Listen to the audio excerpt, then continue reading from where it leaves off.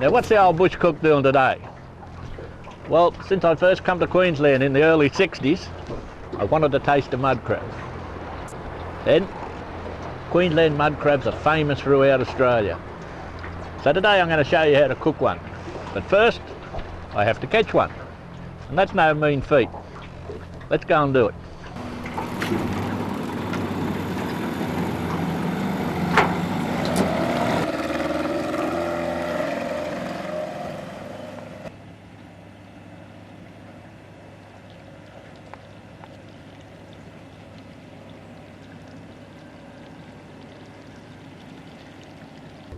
What I'm using today are witches' hats. Now you can only leave these fellas in for around about 30-35 minutes, otherwise the crabs will rip hell out of them. But they catch crabs very quickly. Now over it goes. I'm going to put another one in. I've got 2 pots with me today, that's all I'll need. That's what I'm looking for.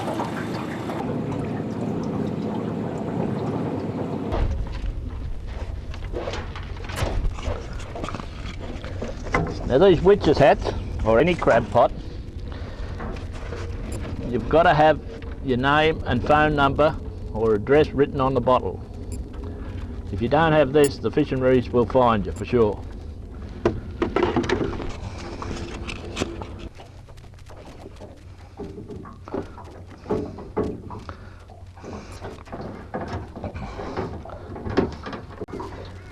Oh, that's a nice crab too. Now there's one disadvantage of using these witches' nets. You have to get the crab out of them. And with big claws like this, and this fella here, he can take a finger off you, no problem at all. But you generally start on the flippers and work your way to the front, and it comes out quite easy.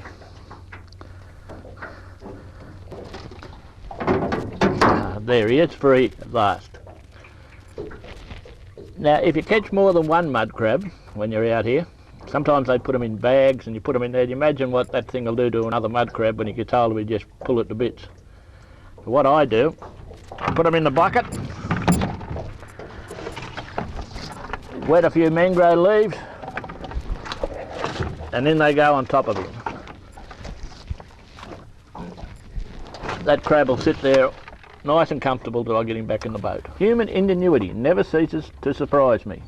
Here's a bloke who has made his weekender out of an old caravan and a large pontoon. He would have to bring plenty of insect spray, which reminds me, if you're coming into the creeks and mangroves, cover yourself with a good insect repellent, for there are millions of little fellows in here who love human blood. Now Queensland mud crabs have got to be 150 across there, those 2 points. If they're not, throw them back. 148, they'll see you find. They're all got to be males. A female has a big flat flap.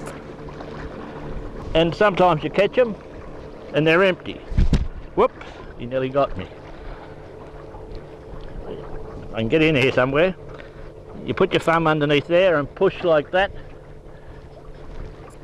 If it goes in and out, throw him back. He's no good, senseless killing him. This one's nice and full, so we're going to have him for lunch. Some people put them in the fridge and freeze them. Personally myself, I'd hate to be frozen to death. So what I do is just one quick jab with the knife there, and that crab's dead. And then we can put him in the boiling water for about 15 to 17 minutes, and he'll be right.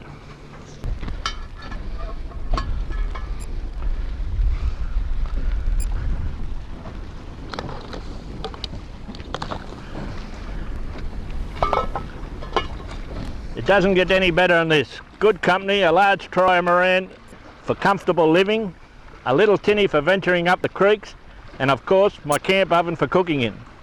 Let's have a look how those crabs are going.